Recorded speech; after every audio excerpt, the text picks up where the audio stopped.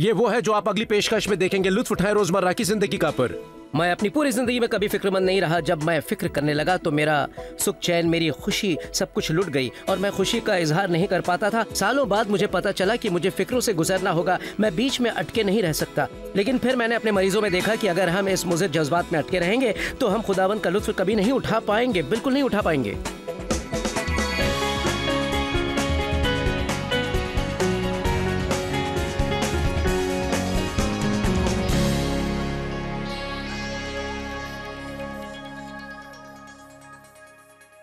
आज के शो में खुशामदीद। मुझे पूरी उम्मीद है कि आज हम उन चीज़ों पर बात करेंगे जो आपकी ज़िंदगी में सचमुच बड़ा फ़र्क पैदा करेगी। मेरे लिए ये अहम है कि आप अपनी ज़िंदगी का लुत्फ़ उठाएं और एक अच्छी सेहतमंद तर्ज ज़िंदगी ऐसा करने में आपकी मदद करेगी। मुझे पता नहीं कि आपने कभी इस पर सोचा है या नहीं, पर अपनी सेहत आपकी खुशियों पर असरअंदाज होती है और आपकी खुशियाँ आपकी सेहत पर असर डालती हैं। मैं बाइबल के उस सहीफे के बारे में सोच रही हूँ जिसमें कहा गया है कि जो चीज़ आदमी के लिए नामुमकिन है वो खुदा के लिए मुमकिन है। लेकिन जितना ज़्यादा मैंने इस पर गौर किया उतना मैंने ये जाना, और ये मैं पहले कभी भी नहीं जान पाती, वो ये कि बाज़ औक़ात हम इंसान होने के नाते वो नहीं करते जो हमसे मुमकिन है, और हम चाहते हैं खुदावंद हमारे लिए वो करे जो नामुमकिन है। इससे मेरी मुराद ये है कि आपको वो करने के लिए और मुझे भी वो करने के लिए हमेशा तैयार रहना चाहिए जो हम कर सकते हैं, और फिर हम खुदा से वो करने की उम्मीद कर सकते हैं जो हम नहीं कर सकते। आज हमारे साथ इस प्रोग्राम में डॉक्टर डॉन कॉल्बर्ट और उनकी अहलिया मैरी जो हमारे साथ शरीक होकर सेहत और खुशी पर गुफ्तगू करेंगे।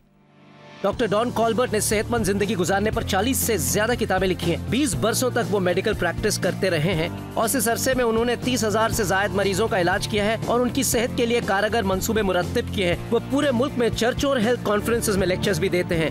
अक्सर औकात उनकी अहलिया मेरी भी उनके साथ तबलीग करती हैं और रूहानी सेहत के लिए कोशा रहती हैं। डॉन और मैरी, आज इस शो में शरीक होने का शुक्रिया। यहाँ अच्छा लगा मुझे भी। हमें बड़ी अच्छी बात है कि खुदा ने आपसे न जाने कितने लोगों की मदद करवाई, उन्हें अपना ख्याल रखने की तरगीब देकर। क्यों, मैंने ठीक कहा ना?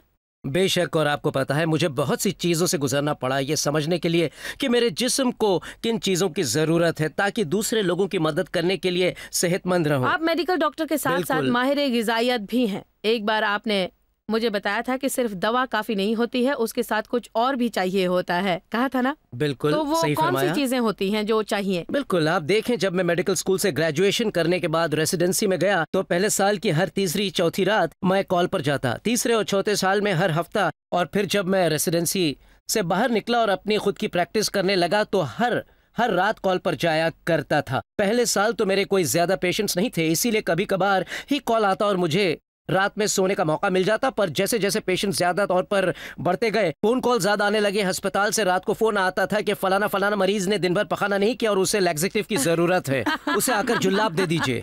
और वो अक्सर रात में 2 बजे फोन करते। सही है। या मरीज मुझे आधी रात को फोन करते और कहते, डॉक्टर कॉल्बर्ट मुझे नींद नहीं आ रही है, मुझे नींद की गोलियां चाहिए। तो क्या हुआ, मुझे बराबर नींद नहीं मिलती। और फिर मैंने गौर किया कि प्रैक्टिस के तीसरे साल मुझे साइनस की शिकायत हो गई। मैंने सोचा साइनस का कोई मसला नहीं है, मेरे पास 2 बड़े कबर्ड भरकर एंटीबायोटिक्स हैं और मैं चंद हफ्तों तक एंटीबायोटिक्स से उसे दबाता रहा। पर हफ्ते 2 हफ्ते बाद वो फिर जोर पकड़ लेता और मुझे मजीद एंटीबायोटिक्स लेना पड़ती, तेज एंटीबायोटिक्स। अब ये तकलीफ मुझे तकरीबन हर महीने रहने लगी और फिर मेरा जिस्म कमजोर पड़ने लगा, मुझे बहुत थकन महसूस होने लगी और फिर मेरी अतड़ियों में भी जलन होने लगी। फिर एक सुबह आने के बाद मैंने देखा कि मेरे हाथों, बगल और पैरों पर रैशेस है। इसीलिए मैं अपने एक दोस्त के पास, जो कि ऑरलैंडो में एक बेहतरीन डर्मेटोलॉजिस्ट हैं, उनके पास गया। उसने कहा, डॉन, मुझे ये कहते हुए बड़ा अफसोस है कि तुम स्वायरस के मर्ज में मुब्तला हो गए हो। मुझे मेरा मेडिकल स्कूल का प्रोफेशन याद है, वो डर्मेटोलॉजिस्ट था और फिर वो साइकेट्रिस्ट बन गया और ये मेरी समझ में ना आता। मैंने पूछा,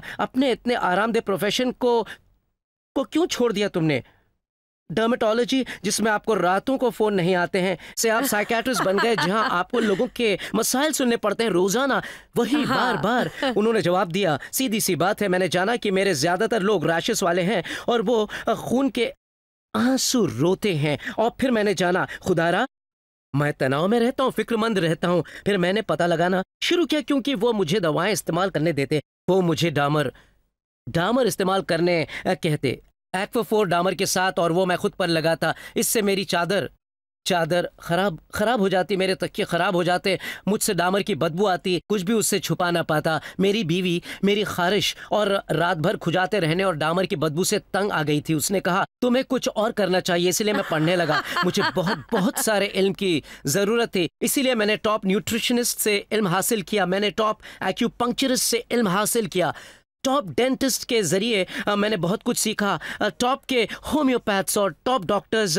जिनको मैं जानता था, और कई सेमिनार्स में शिरकत की। तकरीबन हर हफ्ते मैं सेमिनार में जाता और मैंने जाना कि मेरा जिस्म जहरालूद है। मैंने जाना कि मेरी चमड़ी मेरी अतड़ियों और लिवर का अक्स है। मैंने ये जाना कि जब मैं अपने लिवर और अतड़ियों को साफ और डिटॉक्सिफाई करता हूँ तो अच्छे बैक्टीरिया पैदा हो जाते हैं, और ऐसा ज़्यादा डॉक्टर्स नहीं करते। मैंने वो तमाम एंटीबायोटिक्स ले लेकर अपने अच्छे बैक्टीरियाज को ख़त्म कर दिया। मेरे जीआई ट्रैक्ट में अब भी करोड़ों अच्छे बैक्टीरिया थे, पर मैं इन अच्छे बैक्टीरिया को उनकी जगह पर नहीं लाता था, और नतीजा ये हुआ, ज़रा गौर किया जाए कि मेरे जीआई ट्रैक्ट में ख़राब बैक्टीरिया और ख़मीर बढ़ने लगा, और उसकी वजह से मेरे लिवर को बहुत ज़्यादा नुकसान पहुँचने लगा था। यह आप गौर कीजिए।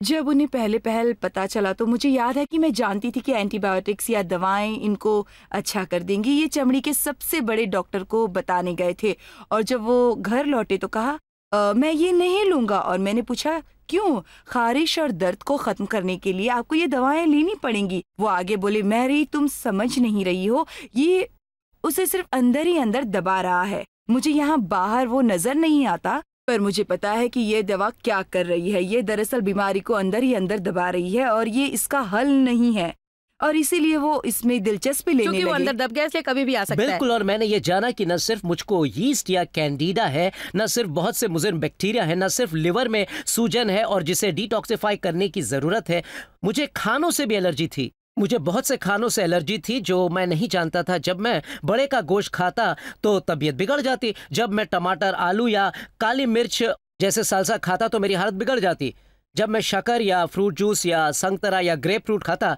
तो हर तरफ खराश फैल जाती है। मैंने खुद की एलर्जी टेस्ट करवाए तो पता चला कि बहुत से आम खानों से भी मुझे एलर्जी है, और मैंने ये जाना कि मेरे ज़्यादातर मरीजों को भी ये शिकायत है जिनको मुज़र रैशेज़ हैं। उनके जीआई ट्रैक्ट में जलन होती है और लिवर पर सूजन है, उनके बहुत ज़्यादा मिकदार में ख़राब बैक्टीरिया हैं, और शायद साथ ही साथ ख़मीर भी है, और उनको खानों से बेहद एलर्जी है। आइए 1 मिनट के लिए अच्छे बैक्टीरिया की बात करें। मैं हाल ही में 2-1 लोगों से इसके मुतालिक बात कर रही थी। चूंकि आपने मुझे ये बताया था इसलिए मैं हाल में किसी के साथ इसका तज़किरा कर रही थी, पर उन लोगों ने इसके बारे में कभी भी सुना ही नहीं था। मुझे पता है कि इस साल की शुरुआत में मुझे ज़बरदस्त नज़ला हो गया था और मुझे चंद एक एंटीबायोटिक्स लेनी पड़ी थी। मैं बैरून मुल्क में थी, और अगर आपको याद हो मैंने आपको फ़ोन किया था। 3 दिनों तक ये तकलीफ रही और फिर सब कुछ ठीक हो गया। सबसे पहली बात जो आपने मुझसे पूछी थी, क्या तुमने एंटीबायोटिक्स के साथ गुड बैक्टीरिया लिया है, तो मैंने जवाब दिया नहीं, मैं भूल गई। तो आपने कहा था फ़ौरन ले लो। ज़्यादातर लोग ये जानते नहीं कि ये होता क्या है और इसे कहाँ से लिया जाए या समझा जाए, इसलिए इस बारे में आप हमें कुछ बताएं। जी, अच्छे बैक्टीरिया की कई किस्में होती हैं। बुनियादी है लैक्टोबैसिलस, एसिडोफिलिस और बाइफिडस। ये 2 बुनियादी हैं। एसिडोफिलिस ज़्यादातर ऊपरी अतड़ियों में पाए जाते हैं और बाइफिडस निचली अतड़ियों में होते हैं। लेकिन एक और है जिसे हम सुपर प्रोबायोटिक्स कहते हैं, वो है लैक्टोबैसिलस, स्पोरोजेनिस, सैलिवेरियस, प्लानेटेरियम और साइकोरोमाइसिस बी, जो एक किस्म के खमीर हैं जो खमीर को मारते हैं। मैंने जो जाना कि हमें उसकी ज़रूरत है, हालांकि मैं अच्छे बैक्टीरिया बहुत लेता था उस दौरान। मैं समझता था दही अच्छी चीज़ है, पर मुझे पता नहीं था कि दही और डेयरी प्रोडक्ट से मुझे एलर्जी है। डेयरी प्रोडक्ट मेरे लिए मुज़र थे, इसलिए मेरी तबीयत और बिगड़ जाती। लेकिन लोगों के लिए ये जानना बहुत ज़रूरी है। ज़्यादातर डॉक्टर्स बहुत ज़्यादा एंटीबायोटिक्स प्रिस्क्राइब करते हैं और बहुत से लोग इस वजह से बड़ी आयत की शिकायत में मुब्तला हो जाते हैं। अतड़ियों में जलन, अतड़ियों में जलन एक आम शिकायत है, और फिर भी इसकी ज़्यादातर वजह यीस्ट और डिसबायोसिस या बैड बैक्टीरिया है जो बड़ी आंत में रहते हैं। तनाव एक अलग सबब है, पर खानों की एलर्जी भी है। हम इसे दूर करके अच्छे बैक्टीरिया लेते हैं तो खानों की ज़्यादातर एलर्जी दूर हो जाती है। आप खैर डॉन, मुझे बताएं, चूंकि मैं सचमुच हमारी सेहत और खुशियों का ताल्लुक जानना चाहती हूँ। सेहत और खुशी, आपने हमें बताया कि आपके साथ क्या क्या हुआ। आप अपना ख्याल नहीं रखते थे और फिर आप बीमार रहने लगे और एक मर्ज से दूसरा मर्ज लगता गया। लेकिन उस दौरान, हालांकि आप ईसाई हैं, आप खुदा से प्यार करते हैं और बेशक हमारा ईमान है कि खुदावंद की खुशी हम में समाई हुई है और हम हर किस्म के हालात में खुश रह सकते हैं, पर आखिरकार हम हैं तो इंसान, और जब आप बीमार थे, शायद मुझे ये मैरी से पूछना चाहिए। तो क्या इससे इनके मूड और रवैये पर कोई असर पड़ा जब ये बीमार रहा करते थे? हाँ, मैं दर हकीकत नाखुश नहीं था, मैं खारिज ज़दा था, ठीक है। हुआ ये था कि मैं बहुत तनाव में था। मैं रोज़ाना काम किया करता, उन दिनों में हफ्ते में 6 दिन काम किया करता और रातों को भी कॉल पर जाया करता, इसीलिए बहुत ज़्यादा तनाव में और परेशान रहा करता। मेरी सोच बहुत वाहियात हो गई थी। क्या होगा वाली जहनियत, क्या होगा अगर ये हुआ, क्या होगा अगर वो हो गया। मैंने इस पर गौर नहीं किया। मैं अपनी जिंदगी में कभी परेशान ना रहा, पर अब फिक्रमंद रहता और इससे मेरा सुकून, मेरी खुशियां छिन गईं और मैं पहले की तरह लुत्फ नहीं उठाता। फिर बरसों बाद मुझे पता चला कि मुझे फिक्रों से तो गुजरना पड़ेगा ही, पर मुझे उसी में उलझे नहीं रहना है। लेकिन फिर मैंने अपने मरीजों में देखा कि अगर हम इन मुज़र जज्बात में उलझे रहेंगे तो हम खुदावंद का लुत्फ कभी नहीं उठा पाएंगे। अगर हम में माफ न करने का जज्बा है या हम में गुस्सा, फिक्र, खौफ, एहसास जुर्म, शर्मिंदगी, शिकायत या गम है तो हम उसमें उलझे रहते हैं। एक दफा ये तमाम चीजें मेरी जिंदगी में हुई थी, मतलब सब की सब। बेशक, पर जब ये सब होता है तो हम लुत्फ नहीं उठा पाते, हम खुदावंद का लुत्फ नहीं उठा पाते। जो हमारी कुव्वत है वो हमारी खुशी की मेराज, हमेशा खुदा में खुश रहना और इसी में दोबारा खुश रहना। मैं ऐसा नहीं कर पाता और मैंने गौर किया कि तनाव की सबब सोराइसिस और भी बढ़कर खराब होता गया। जब भी मैं बहुत ज्यादा तनाव में होता मैं टूट जाता। मुझे ये जानना पड़ता कि न सिर्फ मुझे अपने खानों की आदतें बदलनी पड़ेंगी बल्कि मुझे अपने जिस्म को भी डिटॉक्सिफाई करना होगा। मुझे अच्छे बैक्टीरिया दोबारा डालने होंगे, मुझे आराम करना होगा और अपने जहन के तनाव को कम करना होगा और मुझे उसके कलाम का दिन रात व्यर्थ करना होगा ताकि मेरा जहन मेरी रूह के मुताबिक बन सके।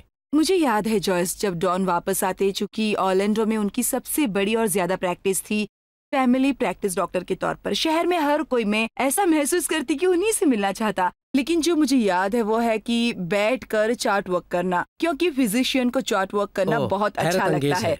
कागजी कामकाज, लैब रिपोर्ट्स पढ़ना, मुलाकात करना और ये यकीन रखना कि हर आई डॉट्स है और हर टी पर क्रॉस का निशान है, क्योंकि उन्हें सिर्फ ये ध्यान नहीं रखना है कि वो क्या कर रहे हैं, उन्हें ऑफिस में हर किसी पर ध्यान रखना है ताकि ये यकीन हो कि वो सब मरीजों के साथ वही करते हैं जो उन्हें करना चाहिए। जब भी वो बैठकर ये चार्ट देखते तो बड़बड़ाते और शिकायत करते रहते। वो उसे नीचे पटक देते और फिर लिखते। एक दिन मैं उन्हें ऐसा करते हुए देख रही थी और मेरा ये हाल था, डॉन मैं चाहती हूँ कि तुम रुको और तसव्वुर करो कि चार्ट्स नहीं है।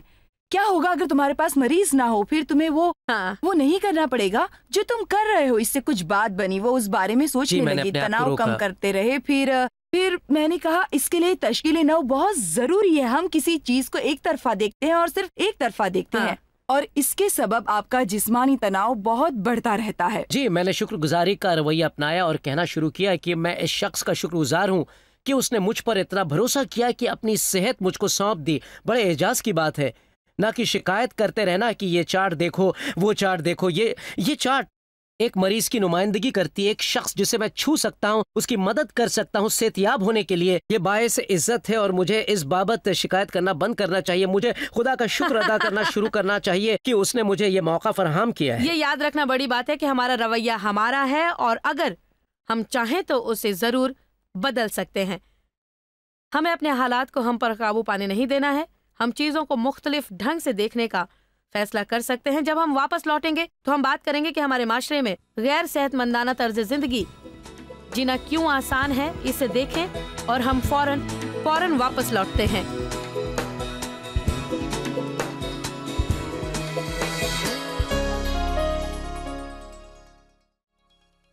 खुदा चाहता है हम सेहतमंद रहें ताकि जिंदगी का लुत्फ उठाएं। मैं खराब दौर से गुजर चुकी हूँ। हम सब की जिंदगी में ऐसा वक्त आता है जब हम बेहाल और बीमार महसूस करते हैं, लेकिन अगर आज आप फैसला लें तो आप अपनी सेहत ठीक कर सकते हैं और एक अच्छी सेहतमंद तर्ज जिंदगी जी सकते हैं। डॉक्टर डॉन और मैरी कॉल्बर्ट मेरे आज के मेहमान हैं। इस शो का पहला आधा हिस्सा बड़ा शानदार गुजरा। अब मैं आपसे सवाल पूछना चाहती हूँ, आज गैर सेहतमंद जिंदगी जीना इतना आम क्यों हो गया है? सबसे पहले तो इसलिए कि हम बहुत ज्यादा मसरूफ हैं। फास्ट फूड के रेस्टोरेंट आपको हर नुक्कड़ पर मिलेंगे और ज्यादातर अमरीकियों के पास अपनी फैमिली के साथ वक्त गुजारने का वक्त नहीं होता, ना अपनी शरीक हयात के साथ वो इसके लिए वक्त नहीं निकालते। सही है, वो वक्त नहीं निकालते। ये पहली बात है। बहुत ज्यादा शक्कर, कोलाज और आइस टी में बहुत ज्यादा शक्कर और शरबत वगैरह में ज्यादातर शक्कर, बहुत ज्यादा मिठाइयाँ और बहुत ज्यादा पिक मी अप्स। और कॉफी शक्कर के साथ। ज्यादातर अमरीकी इतनी तेजी और जल्दबाजी में रहते हैं कि उनके पास सेहतमंद ग़िज़ा खाने का वक्त ही नहीं होता, पर उनके पास वक्त होता है डोनट्स और कुकीज खाने का, एक फौरी पिक मी अप्स या नान खाने का, या फिर मुसलसल कसरत करने के लिए उनके पास वक्त ही नहीं होता। जब आपके पास बराबर कसरत करने का वक्त नहीं होता तो ये सारी शक्कर आपके जिस्म में जमा रहती है और शक्कर से चर्बी बनती है। कार्बोहाइड्रेट्स का भी यही होता है।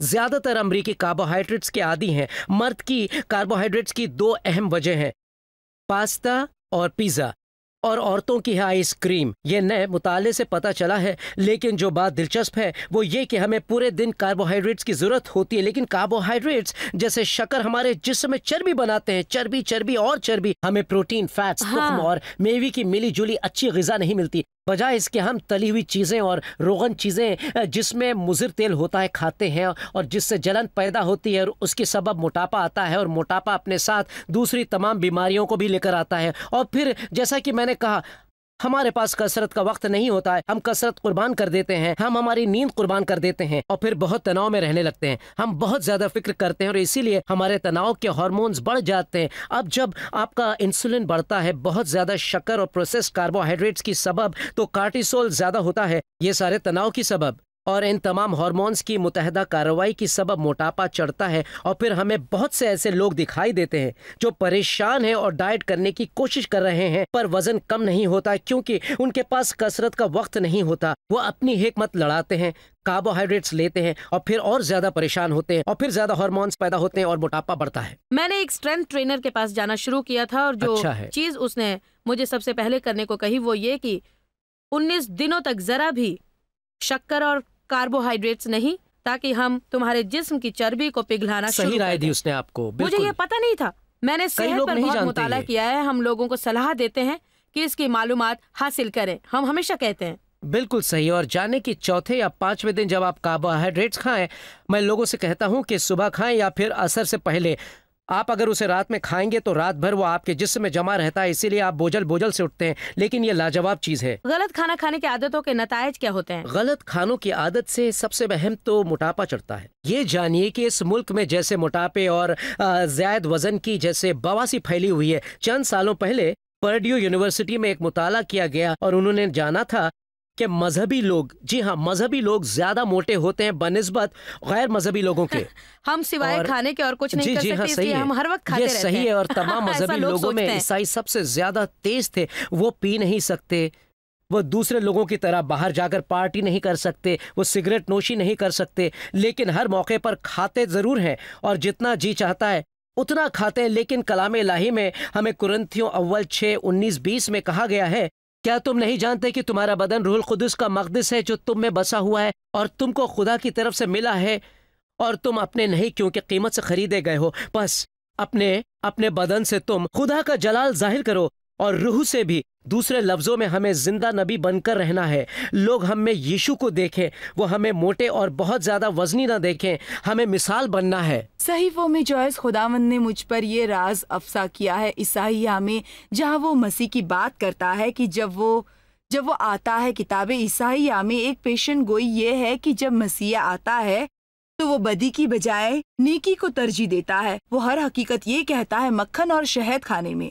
जब मैंने ये पढ़ा तो मैंने सोचा कि खुदावंद नेकी को बदी पर इस तरह चुनेगा जैसे मक्खन और शहद खाना, और मैंने महसूस किया कि रूहुल कुद्दुस ने मुझे बताया कि ये एक उसूल है कि वो सही किस्म का खाना खाएगा, और सही खाना चुनने में वो हर हकीकत उस तरीके कार को जानेगा कि किस तरह नेकी और बदी का चुनाव करें। कर लें तो सब ठीक हो जाएगा। और ये ऐसा था जैसे खुदावंद मुझसे कह रहा हो कि अगर तुम डोनट और कुकीज खाने से परहेज नहीं करते तो फिर तुम अपनी जिंदगी में दूसरे पहलुओं पर दुश्मन को कैसे रोक सकोगी। मतलब ये ज़ाब्तगी तुम्हारे दूसरे पहलुओं पर भी कारगर होगी। हम बेशक लोगों को ये तासुर देना नहीं चाहते कि अगर वो ईसाई हैं तो वो कुछ नहीं कर सकते, इसलिए मैं दोबारा 1 मिनट में ये समझाऊंगी, क्योंकि मैं जानती हूँ कि बाज़ औक़ात लोग वो समझ नहीं पाते जो आप उनसे कहते हैं। सबसे पहले तो हैंगओवर का फ़ायदा क्या है। मैं सुबह को खुदावंद का लुत्फ लेते हुए उठना पसंद करूंगी, पूरी रात उन लोगों के साथ पार्टी करने का फायदा क्या है जिनको आपकी जरा बराबर की भी फिक्र नहीं है, जबकि मसीह के जरिए आप एक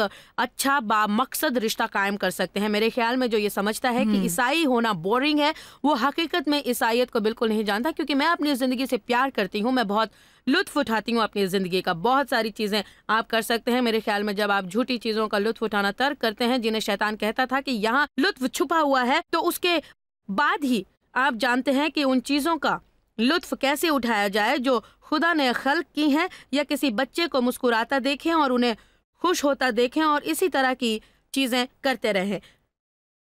हमें ये समझना चाहिए कि सही इंतखाब करना ऐसा बिल्कुल भी नहीं है कि ओ यार मुझे खुद को बाज़ाब्ता करना होगा। खुद को बाज़ाब्ता करने से आपको वो बनने में मदद मिलती है जो आपको बनना है, और नज़्म व नस्क के बगैर ये मुमकिन नहीं हो पाता है ना? जी बिल्कुल सही है। होता यह है कि बहुत से लोग अपने जिस्म को खुश करना चाहते हैं, और मैं लोगों से कहता हूं कि हर नशेबाज को नशे की तलब होगी, सिगरेट पीने वाले को सिगरेट की तलब होगी, शराबी को शराब की तलब होगी। लेकिन सुनिए, हमारे पास इससे भी कुछ बेहतर है। हमारे अंदर खुदावंद की खुशी है, और दूसरों की मदद करने से यह खुशी हम में से बाहर निकलती है।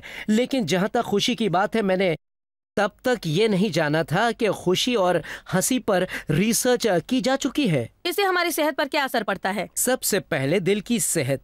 हमें अब पता चला है कि हंसी हमारे ब्लड वेसल्स को कुशादा करती है और ब्लड प्रेशर को कम करती है। यूनिवर्सिटी ऑफ मैरीलैंड में एक मुताला किया गया और उनको ये पता चला कि दिल के मरीज की 40% कम उम्मीद होती है कि वो मुख्तलिफ सूरत में हंसेंगे बनिस्बत उन लोगों के जो दिल के मरीज नहीं है और तकरीबन उन्हीं की उम्र के हैं। दूसरे लफ्जों में हंसी दिल के मर्ज को रोकती है। वो ये करती है कि वो आर्टरीज को ज्यादा नाइट्रिक ऑक्साइड मुहैया करके कुशादा करती है, जिससे रुकावट खुल जाती है और खून का बहाव तेज और ब्लड प्रेशर कम हो जाता है। हमें पता चला है कि हंसी हमारे इम्यून सिस्टम को भी तेज करती है। इससे कुदरती किलर सेल्स पैदा होते हैं। ये बहुत ज़रूरी है नज़ला ज़ुकाम और जहाँ तक कि कैंसर को रोकने के लिए। ये गैमा इंटरफेरॉन को बढ़ाते हैं जो वायरसेस का मुकाबला करने के लिए ज़रूरी होते हैं। ये टी सेल्स और बी सेल्स को बढ़ाते हैं। ये इम्यून सिस्टम के हर हिस्से पर असर करता है। उसमें बहुत ताकत है। ये सिर्फ इतना ही नहीं करता बल्कि आराम पाने में भी हमारी मदद करता है। ये स्ट्रेस हार्मोन्स को कम करता है जो हमारे पूरे जिस्म में होते हैं।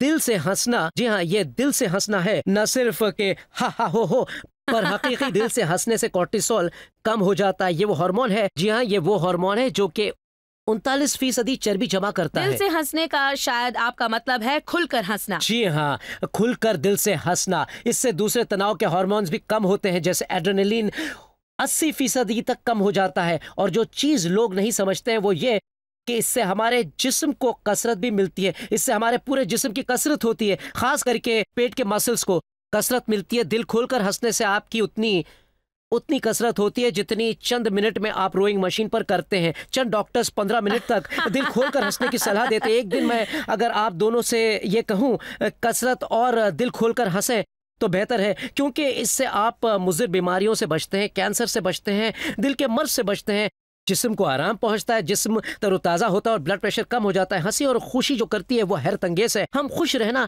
चुन सकते हैं क्योंकि पौलुस ने कैद खाने में कहा था खुदावंद में हमेशा खुश रहो, हमेशा खुश रहो। लेकिन पौलुस के पास वो तहकीक नहीं थी जो आज हमारे पास है। हमारी अलग अलग शख्सियतें हैं। जैसे मैरी के लिए हंसना बहुत ही आसान है। मैं जब भी आपके पास होती हूँ मुझसे ज़्यादा वो हंसती है, आपसे ज़्यादा वो हंसती है। ये उसकी शख्सियत का हिस्सा है। मैं बहुत हिस्सास हूँ, इसलिए मैं सोच समझ कर ज़रूरत पर ही हंसती हूँ। पर दर हकीकत आपको ये फैसला करना चाहिए कि आप बेफिक्र होंगे और चीज़ों को इतनी संजीदगी से नहीं लेंगे और हमेशा हंसते रहेंगे, क्योंकि हंसना सेहत के लिए अच्छा होता है। एक उसूल है जो मैं आज यहाँ प्रोग्राम खत्म होने से पहले आपको बताना चाहूँगी, क्योंकि कल के लिए मैं कुछ तैयार करके छोड़ना चाहती हूँ। एक सहीफा है जो कहता है कि जो आदमी के लिए नामुमकिन है वो खुदा के लिए मुमकिन है, वो खुदा के लिए मुमकिन है। अब हमें पता है कि ये खुदा की मर्जी है कि हम सेहतमंद रहें। हालांकि बीमारियों का दौर आता है पर खुदा इससे राज़ी नहीं होता और वो हमें उसी तरह शिफा बख्शता है जिस तरह हमें हमारे गुनाहों की माफ़ी देता है। तो लोग उनको शिफा बख्शने की इल्तिजा कर सकते हैं, पर मेरे ख्याल में बहुत से लोग बीमार ही रहते हैं और उसकी एक वजह यह है कि वो नहीं करते जो वो कर सकते हैं। दूसरे लफ्ज़ों में वो हिस्सा नहीं करते जो करना मुमकिन है और फिर खुदा से इल्तिजा करते हैं कि वो हिस्सा करें जो नामुमकिन है। तो ऐसी चीज़ें हैं जो हम कर सकते हैं। आपने अभी अभी किताब लिखी है द 7 पिलर्स ऑफ हेल्थ, और कल के प्रोग्राम में हम इन 7 आसान सी चीज़ों पर गुफ्तगू करेंगे। ये चीज़ें वो हैं जो लोग अपने हिस्से का काम करने की शुरुआत करने के तौर पर कर सकते हैं, और ये मेरे लिए उनका तरीका है या हमारा तरीका है रूहानी सेहत पाने के लिए बीज बोने का, और इसकी हमें सख्त ज़रूरत है। अपनी जिंदगी में। आमीन। बहुत अच्छे, बहुत अच्छे। तो आज हम कुछ चीजों की पेशकश कर रहे हैं और हमें उम्मीद है कि इसकी मदद से आप सेहतमंद और खुश रहेंगे। इस पैकेज को हम सिनर्जी कहते हैं, सेहत और खुशी की और the 7 pillars of health, doctor Don Colbert की किताब। हम आपको इसके बारे में सब कुछ बताएंगे और उम्मीद करते हैं कि कल भी आप हमारे साथ शरीक होंगे, जहां हम गुफ्तगू करेंगे उन चीजों की जो आप कर सकते हैं और जिससे आपकी सेहत पर काफी फर्क पड़ सकता है। यकीनी तौर पर हमारे साथ बने रहें और तमाम मालूमात हासिल करें, क्योंकि आपको खुद को सुधारने की जरूरत है और हमारी जो चीजें हैं वो आपकी मदद करेंगी।